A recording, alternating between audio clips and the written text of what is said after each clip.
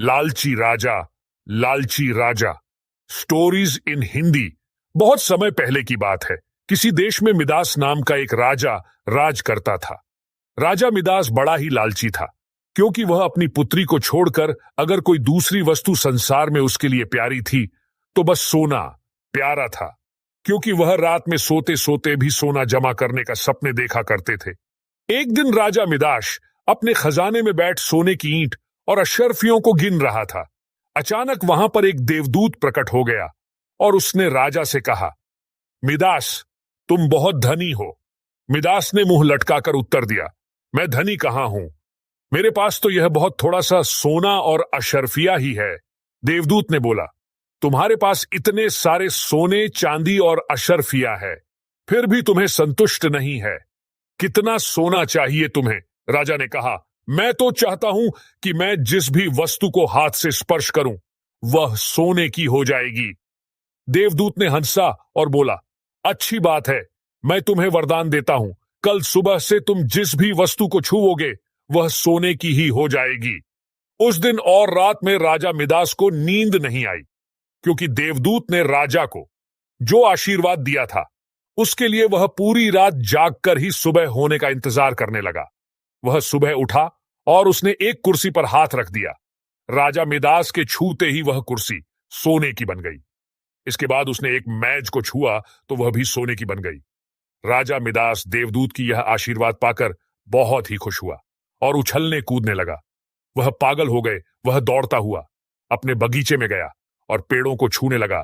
फल, फूल, पत्ते, डाल, गमले सब सोने की हो गई। सब चमकने लगा। मिदास के पास सोने के अपार भंडार हो गई। राजा मिदास दौड़ते, चलते, नाचते, कूदते बहुत थक गया था। उसको यह भी पता नहीं चला कि उसके कपड़े भी सोने के होकर बहुत भारी हो गए हैं। अब राजा को प्यास लगी और उसे भूख भी बहुत लग रही थी। बगीचे से लौटकर राजा महल में आते हैं और एक कुर्सी में बैठ जाते हैं। जैसे ही राज मिदास कुर्सी पर बैठते हैं, कुर्सी सोने की बन जाती है। अब राज को भूख लगी तो उन्होंने खाना मंगवाया, लेकिन जैसे ही मिदास ने भोजन को हाथ लगाया वह भोजन सोने का बन गया। उसने पानी से भरे गिलास को पीने के लिए जैसे ही उठाया तो छूते ही वह गिलास और पानी दोनों ही सोने का हो गया। मिदास के सामने सोने की रोटियां, सोने के चावल, सोने के पानी आदि रखे थे। राजा मिदास को बहुत भूख लग रही थी, किंतु सोने के भोजन को चबाकर नहीं खा सकता था, क्योंकि भूख मिटाने के लिए अनाज का होना बहुत ही जरूरी होता है। यह सब देखकर राजा मिदास रो पड़ा। उसके रोने की आवाज सुनकर उसकी बेटी राजा के पास आए। उसने पिता को रोते हुए देखकर पिता की गोद में चलकर उसके आंसू पोंछने लगी। मिदास ने पुत्री को अपनी छाती से लगा लिया, लेकिन यह क्या, मिदास ने पुत्री को अपनी छाती से जैसे ही लगाया तो उसकी पुत्री भी सोने की मूर्ति बन गई और उसकी पुत्री इतनी भारी हो गई थी कि उसे गोद में से नहीं उठा पा रहा था। बेचारा राजा मिदास सिर पीट पीट कर रोने लगा। यह देखकर देवदूत को दया आ गई।